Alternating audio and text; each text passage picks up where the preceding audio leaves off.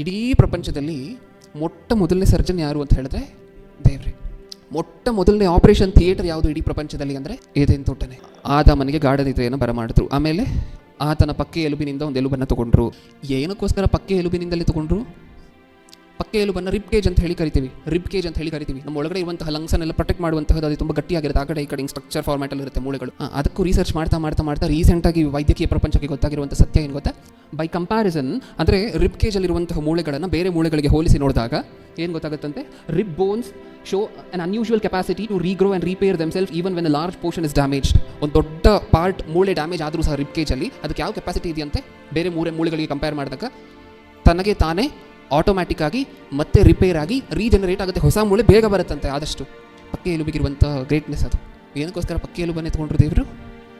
ಇದನ್ನು ತೆಗೆದ್ರೆ ಇನ್ನೊಂದು ಸ್ವಲ್ಪ ದಿನಗಳಲ್ಲಿ ಮತ್ತೆ ಹೊಸ ಮೂಳೆ ಬಂದು ಕವರ್ ಆಗುತ್ತೆ. ಎಷ್ಟು ದೊಡ್ಡ ಸಿಗ್ನಿಫಿಕೆಂಟ್ ಪೋರ್ಷನ್ ಡ್ಯಾಮೇಜ್ ಆದರೂ ಸಹ ರಿಬ್ ಕೇಜಲ್ಲಿ ಅದಕ್ಕಿರುವಂಥ ಸ್ಪೆಷಾಲಿಟಿ ಏನಂದರೆ ಇಮಿಡಿಯೇಟ್ ಆಗಿ ರಿಕವರ್ ಆಗುತ್ತೆ. ಬೇರೆ ಮೂಳೆಗಳಿಗೆ ಕಂಪೇರ್ ಮಾಡಿದಾಗ ಇಮಿಡಿಯೇಟ್ ರಿಕವರಿ, ಸ್ಪೀಡಿ ರಿಕವರಿ ಎಲ್ಲಿರುವಂತಹದ್ದು ರಿಬ್ ಕೇಜಲ್ಲಿ. ಯಾವಾಗ ಗೊತ್ತಾಯಿತು ನಮ್ಮ ವೈದ್ಯಕೀಯ ಪ್ರಪಂಚಕ್ಕಿದು? 300-400 ವರ್ಷಗಳ ಹಿಂದೆ. ದೇವರು ಯಾವಾಗ ಈ ಆಪರೇಷನ್ ಮಾಡಿದ್ದು? ಫಸ್ಟ್ ಸರ್ಜನ್ ಯಾರು?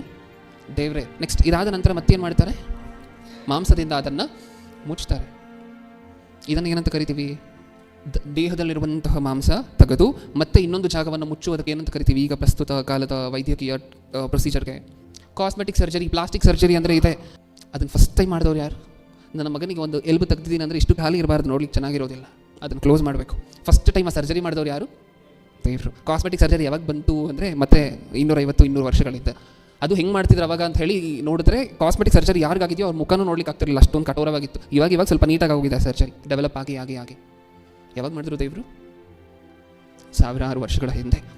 ಈಗ ಹೇಳಿ, ದೇವರು ವೈದ್ಯರು ಸರಿ, ಯಾವ ಸ್ಪೆಷಾಲಿಟಿ ವೈದ್ಯರಾಗಿದ್ದಾರೆ ದೇವರು? ಯಾವ ಸ್ಪೆಷಾಲಿಟಿಯನ್ನು ನೋಡ್ತಾರೆ? ಸರ್ಜರಿ ಮಾಡಿದ್ರೆ ಸರ್ಜನ್ ಆಗಿ, ಪ್ಲಾಸ್ಟಿಕ್ ಸರ್ಜರಿ ಮಾಡಿದ್ರೆ ಪ್ಲಾಸ್ಟಿಕ್ ಸರ್ಜನ್ ಆಗಿ, ಒಂದು ಮಾರ್ಕ್ ಇಲ್ಲದೆ, ಒಂದು ಸ್ಟಿಚ್ ಇಲ್ಲದೆ ನೀಟಾಗಿ ಮುಚ್ಚಿದ್ದಾರೆ ನೋಡಿ ಆ ಜಾಗವನ್ನು. ಅದೇ ವೈದ್ಯರಾಗಿರುವಂತಹ ದೇವರು.